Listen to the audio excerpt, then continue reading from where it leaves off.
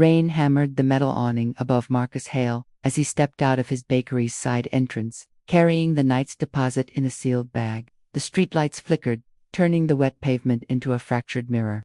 He pulled his hood tighter, head down, already rehearsing tomorrow's inventory schedule until blue and white headlights washed over him. A police cruiser slid to a stop so abruptly the tires hissed. Officer Trent Keller stepped out, hand resting on his holster, jaw locked with the sharp confidence of someone who assumed the world belonged to him. Marcus froze. The bank bag hung at his side like contraband. "What are you doing back here?" Keller's voice cut through the rain, flat, cold, already accusing. Marcus forced breath into his lungs, closing up, heading home. Keller's eyes narrowed as if the answer challenged him personally. He stepped closer, flashlight snapping on, beam slicing straight across Marcus's face. "Don't move, and don't lie to me. This alley isn't for you." The words hit hard, too familiar, too deliberate. Marcus felt old humiliation rising in his chest, burned-in memories he'd spent years burying. "I said, this area isn't for you," Keller repeated, louder this time. Hands on the wall, Marcus raised them, palms trembling. He could feel people across the street slowing under umbrellas, watching. No one stepped in. Keller leaned in close, voice a blade disguised as breath. "Guys like you don't own anything out here, remember that." But then the radio on Keller's shoulder crackled with a dispatch.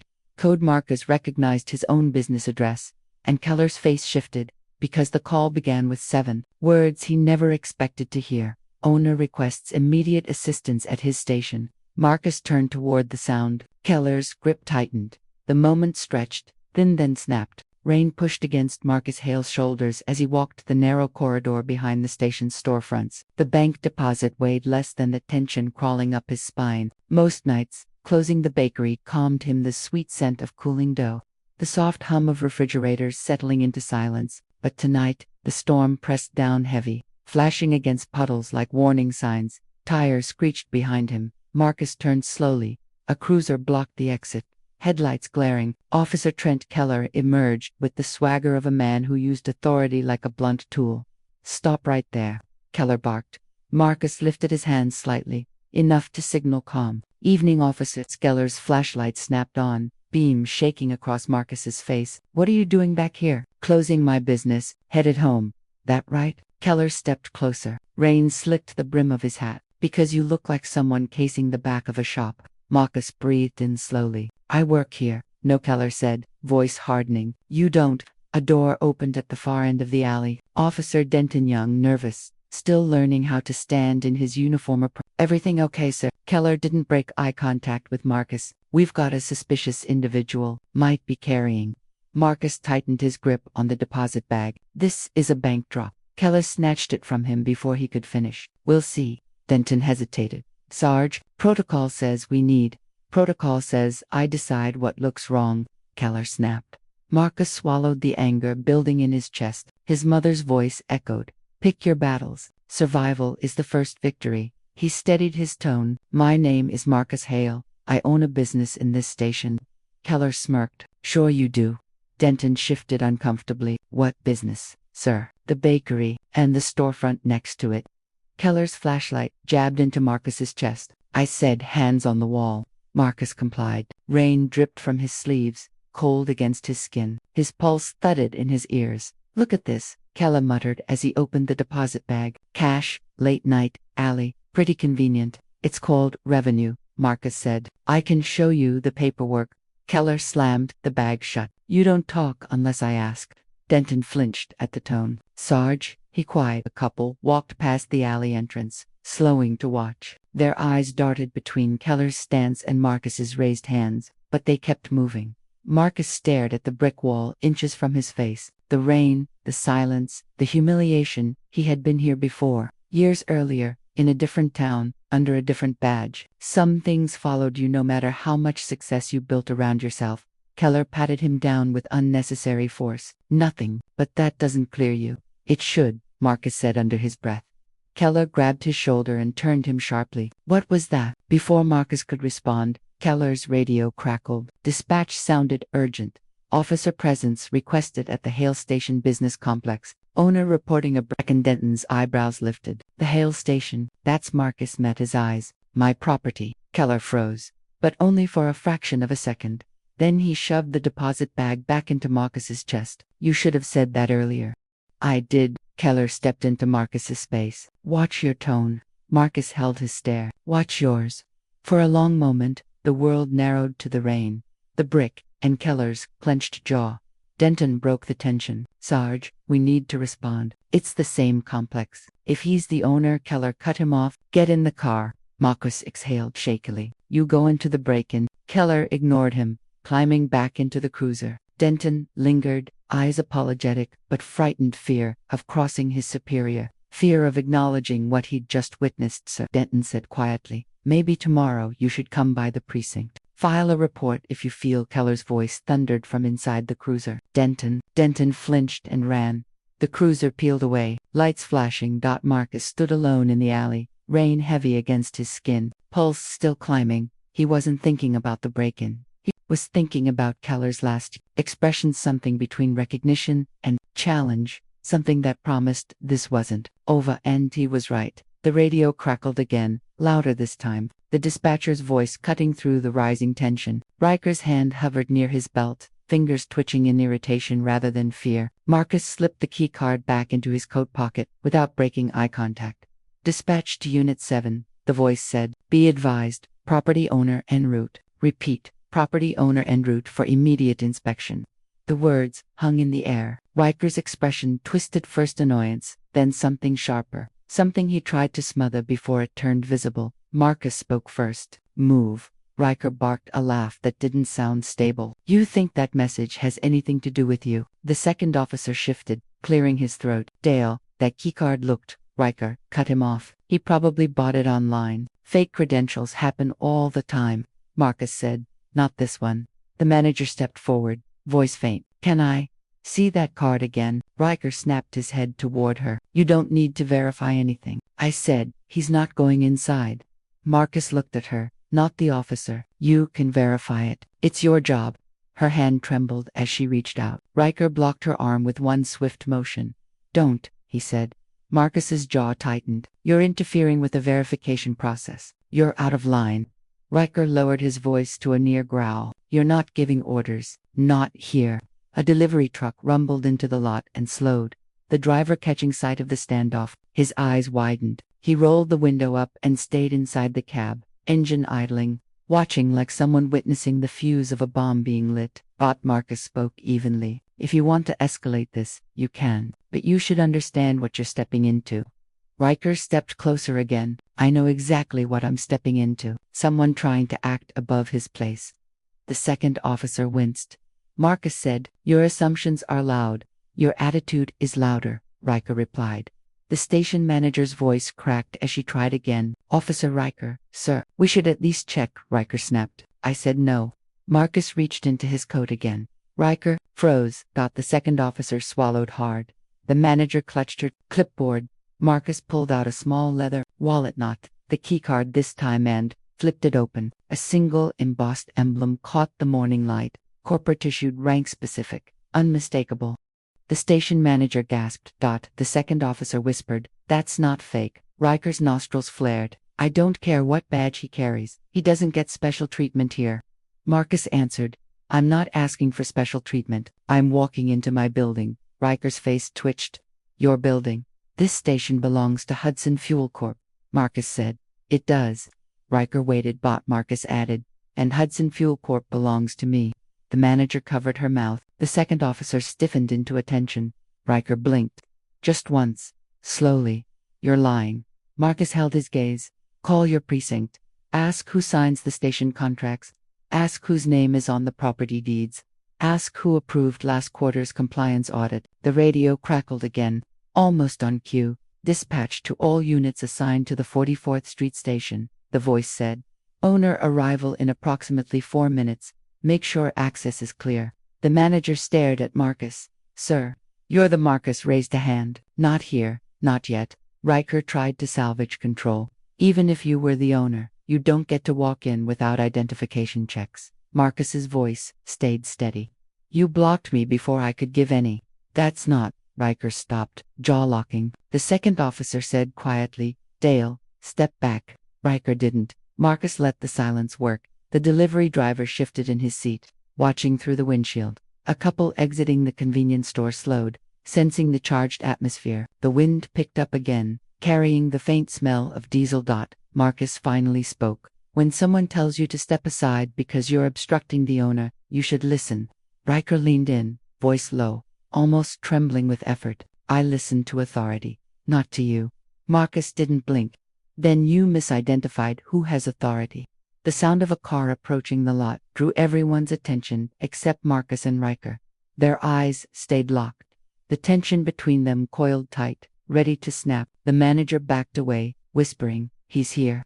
The second officer straightened his vest. Riker finally stepped half an inch back. Not enough to concede. Just enough to ready himself for whatever came next. A black sedan rolled to a stop at the edge of the pumps. The back door opened. Someone stepped out. The actual confirmation was seconds away. The sedan's door opened with a muted click. Marcus didn't turn. Riker did just enough to assess the new arrival, then shifted back, trying to mask the uncertainty flickering behind his eyes. A man in a charcoal suit stepped out first. Corporate security. Marcus recognized him by posture alone. Disciplined, precise, scanning the environment with a practiced eye. He approached with brisk, controlled steps. "Mr. Hale," he said, "your arrival was expected. Everything prepared inside." Riker blinked. The title hit him like a jolt. Bachmach answered, "Not yet." The guard turned toward the officers. "Which one of you requested obstruction of the owner's access?" Riker straightened. Nobody obstructed anything. He was acting suspicious. Marcus didn't respond. He let the silence expose the contradiction. The guard's expression didn't shift. Suspicious. Riker lifted his chin. He refused to identify himself. The station manager whispered, "Sir." He tried. Riker didn't look at her. He didn't try hard enough. The second officer exhaled slowly, as if releasing a truth he'd been holding too tightly. "He did. You just didn't let him." Riker's jaw twitched. "Stay out of it." Marcus finally turned toward the guard. "I want access. Now." The guard nodded. "Understood." He motioned to the entrance. Riker moved to block him. "No one enters until I clear it." The guard stopped. "Officer, you're overstepping. This is an active law enforcement call," Riker said. "There was no call," the second officer corrected. "You made it one." Riker shot him a warning glare. "I said, stay out of it." The guard addressed Riker again. "Stand down." Riker held firm. "I don't take orders from corporate security." Marcus took a single step forward. "You do when you're trespassing," Riker scoffed. "You're standing in a public access fuel station. Marcus, private property, open access. And right now, you're interfering with operations you weren't dispatched to manage." Riker opened his mouth, but the guard raised a hand. "Dispatch confirmed owner arrival. They did not confirm your authority to halt station activity." The second officer murmured, "This is going sideways." The sedan's rear door opened again. This time, the weight of the moment shifted decisively. A woman stepped out in her 50s, sharp gaze, wearing a corporate ID clipped to her blazer. Regional director. Marcus had hired her personally. Riker's confidence thinned as she approached. "Mr. Hale," she said, offering a nod. "I apologize for the delay." Riker stiffened. "You know him?" She looked at him as if the question itself was offensive. "He's your employer." Riker's throat bobbed. She turned to Marcus. "Is there a problem?" Marcus answered, "Yes, they denied me entry." The director faced Riker fully. "Explain." Riker swallowed. "He refused to comply. When I asked, he complied," the manager said, trembling. "You didn't let him speak," Riker barked. "I didn't ask you." The director's voice cut like a blade. "Officer, lower your tone." Immediately, Riker clenched his jaw. Marcus watched him, silent. The same way he'd watch a storm, forming, recognizing that the pressure would have its breaking point. The director continued, "You prevented the owner of this corporation from entering his own facility. On what grounds?" Riker forced superiority into his tone. "He didn't look like an owner." The words escaped him before he could filter them. The second officer shut his eyes. The manager flinched. The delivery driver muttered something. Under his breath inside the truck, Marcus felt the line land exactly, as expected, draw, unvarnished, revealing the truth beneath every minute of the confrontation. The director stepped closer to Riker, voice icy. "You made that decision based on appearance." Riker squared his shoulders, as if bracing for impact. "I made it based on behavior."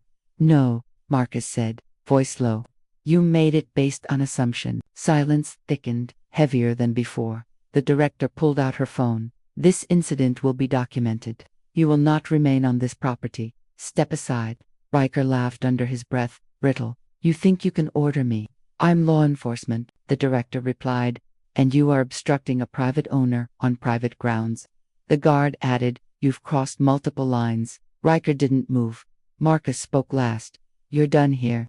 Riker's lips parted in argument, forming but a new sound cut him off, the dispatcher's voice on his radio, urgent and direct. Unit 7, report to precinct immediately. Supervisor review mandatory. The second officer's eyes widened. Dale, they already know. Riker stared at Marcus, caught between defiance and dread. The director stepped back, giving space. Marcus turned toward the station entrance. The guard held the door open, and behind them, Officer Dale Riker stood motionless, watching the power he thought he controlled slip through his fingers. Marcus stepped through the entrance, the glass door closing behind him with a soft hydraulic hiss. The sound felt final, like a curtain dropping between two worlds. Outside, Riker's anger still simmered in the air, but inside the station, everything was still, too still. The manager hurried behind Marcus, steps quick and uneven. Sir, I didn't know. I swear, I didn't know. Marcus didn't slow. You weren't the problem. She nodded, relief spilling into her expression. The interior smelled faintly of engine oil, disinfectant, and old coffee. The overhead lights buzzed softly, the hum steady and predictable, and, like the scene that had unfolded outside, the guard entered next, scanning corners with routine precision. Area secured. The director stepped in last, already pulling up documents on her tablet. I'll begin the incident report. Everything will be logged. Marcus moved toward the narrow hallway that led to the storage offices. I want to see the camera feed. The manager faltered. The feed, yes. She hurried to a door marked staff only and keyed it open. The small security room was cramped. 2 monitors, a greasy swivel chair, and a lingering scent of burnt dust from old wiring. She gestured toward the screens. Marcus sat. Run the footage from the last 20 minutes. The manager scrubbed through the video. The moment Riker approached, Marcus played in sharp, colorless clarity. Riker stepping in front of him, blocking him, talking down to him. The second officer hesitating, the manager shrinking back, the bystanders turning away. The director watched. The guard didn't blink. The manager wrung her hands. Marcus spoke quietly. Keep this footage. Multiple backups. The director replied. Internal review will want times, and the precinct will request it as well. Marcus kept watching. Good. As the footage ended, the manager asked, What happens now? Marcus rose. Accountability. The guard spoke next. Sir, the officer showed clear bias. The footage makes that explicit. Marcus answered. He'll try to deny it. He can't deny what's on record, the director said. Marcus gave a short, dry breath. He'll still try. The station door opened again behind them. The second officer stepped inside, hat in hand, shoulders tight with conflict. He stopped when he saw Marcus. Sir, I'm not here to interfere. He swallowed. I want to say something on record. The director turned toward him. Then speak. The officer looked at Marcus, not the director. I should have stopped him earlier. I saw where it was heading, but I didn't step in. Marcus studied him. Why? The officer exhaled. Because he outranks me, because he's loud, because he makes everything a fight, and because his voice thinned, because this precinct has a reputation for backing its own. The director's expression darkened. Thank you for your honesty, the officer continued. He crossed the line today, more than one. If there's an investigation, I'll testify. I won't protect him. Marcus nodded once. That's your responsibility. The officer didn't argue. I know. He hesitated. There's something else. Riker already called the precinct before dispatch ordered him back. He'll try to frame the incident his way. Marcus's jaw set. That's expected. The officer looked down at the floor. He won't go quietly. The guard stepped closer, solid and unshaken. He won't have a choice. A tense silence filled the room. The director tapped her tablet. I'll file preliminary documentation tonight. Marcus, we should meet at headquarters in the morning. Compliance will need your formal statement. Marcus nodded but didn't move to leave. His gaze slid back to the frozen frame on the camera. Feed Riker standing inches from him, posture rigid with entitlement. The officer watched the frame too. He's always been like this. People complained before. The reports never went anywhere. The director responded sharply. They will now. The officer nodded, not convinced but hopeful. Marcus walked out of the security room and into the main station floor. The quiet buzz of the coolers and the hum of the air vents wrapped around him. For a moment, he let himself breathe. He had bought this station 3 years ago, renovated it, repaired it, built it into something reliable, something stable, something his community depended on. And yet, a man like Riker felt entitled to decide he didn't belong on his own property. The irony didn't sting, it burned. The door chimed. Again. Marcus turned. The guard tensed. The director straightened. The second officer stepped aside. Instinctively, Riker stood in the doorway, his eyes locked on Marcus. He didn't speak. He didn't breathe. He simply stared, rich humiliation and disbelief twisting beneath his skin. Marcus didn't step back. Riker stepped in. 4 paces. 5. Close enough for the tension to shift again. He spoke one sentence, voice tight, barely contained. This isn't over. Marcus stepped into the station's front lobby before sunrise. The air carried the stale scent of burned coffee and overnight sweat. Desks, still cluttered from the night shift, sat abandoned. Drawers, half open. A printer blinking low toner red across the room. Beneath the hum of fluorescent lights, he felt the weight in his spine tighten. Today required precision. Today the mask came off. Captain Holloway entered behind him, hands buried in his pockets. You sure you want to walk through this place first? His tone was flat. I need to see what Simmons thinks he's hiding. The hallway leading to the locker rooms was silent until the heavy metal door groaned open. Voices spilled out, Simmons and 2 officers laughing, the kind of low laugh men used when they believed they were safe. Marcus stepped inside. The laughter stopped. Simmons straightened. Mr. Sinclair, he nodded once, sharp and cold. Didn't know you'd be touring the employee area. Marcus scanned the lockers. Scratched slurs, etched faintly beneath stickers. A torn photo of a black protester taped upside down. A crumpled flyer reading Neighborhood Watch, Real Citizens Only. Evidence of rot disguised as humor. He pointed to the marks. These stay up under your watch. Simmons tilted his head. Locker rooms aren't monitored. Not my job to police jokes. Jokes, Marcus repeated quietly. Officer Keene muttered. People get too sensitive nowadays. The muscles in Marcus's jaw clenched. Open the second locker from the left. Keene frowned.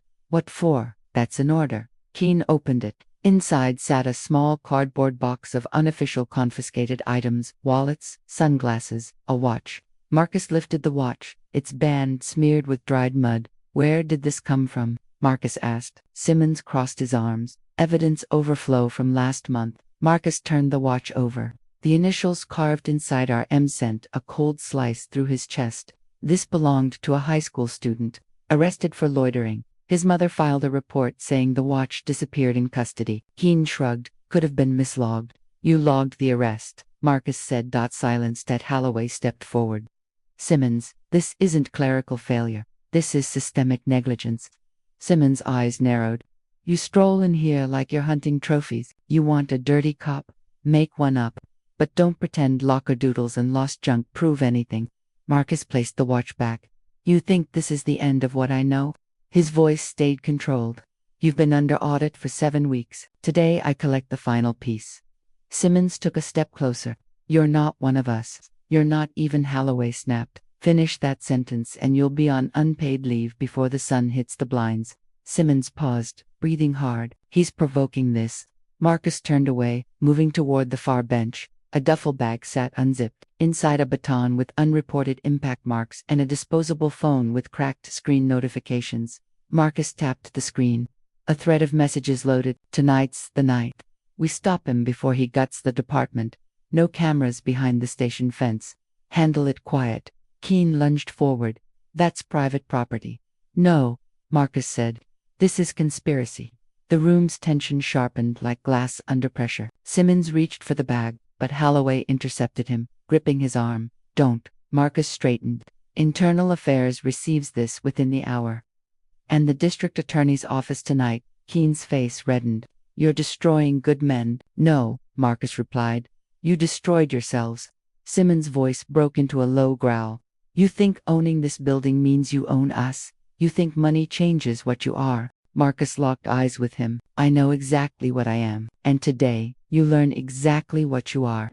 Footsteps echoed from the hallway fast, urgent. Officer Ruth Daniels burst in, breathless. Sir Mr. Sinclair, you need to come to the operations room, right now. Holloway frowned. Why? She swallowed hard. There's been a leak. Someone released internal footage. The file says Sinclair Gate. It's spreading everywhere. For the first time that morning, Marcus felt the ground shift beneath him. What footage? Daniels hesitated. A clip of you in Simmons' office last week, edited. Looks like you're threatening him. It's already circling 3 local news outlets. Simmons' slow smile spread like a stain. Guess people are finally seeing the truth.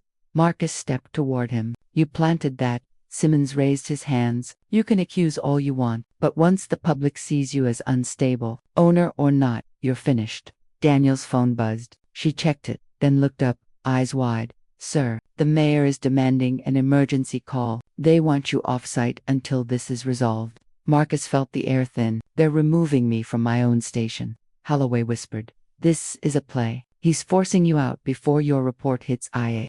Simmons' smile widened. Told you, you're not one of us. Marcus's pulse hammered. For a split second, he saw the whole machine shifting against him: politics, media, internal alliances, a coordinated strike. Daniels took a trembling breath. Your security escort is already on the way. Marcus closed the locker door with a quiet, controlled click. Then, let them come, he said. The hallway outside shook with approaching footsteps. The door handle turned. The chapter ended in the split second before it opened.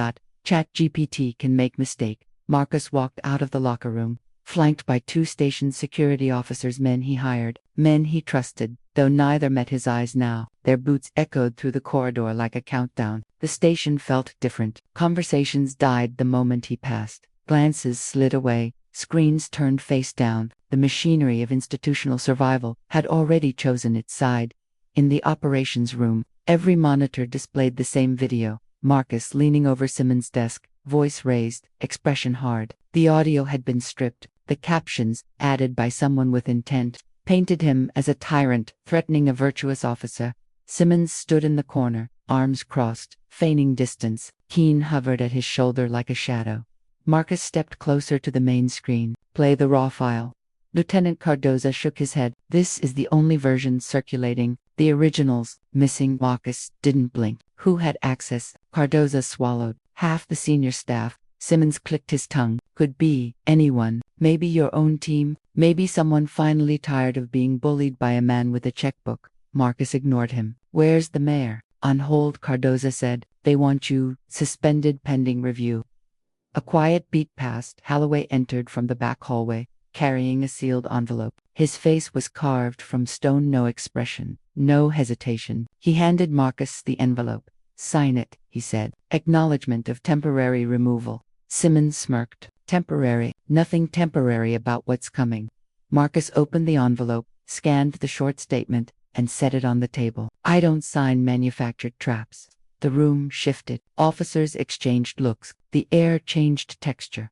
Simmons stepped forward. You're refusing a direct order from city administration. Marcus turned slowly. You're celebrating too early. Keene scoffed. You're finished.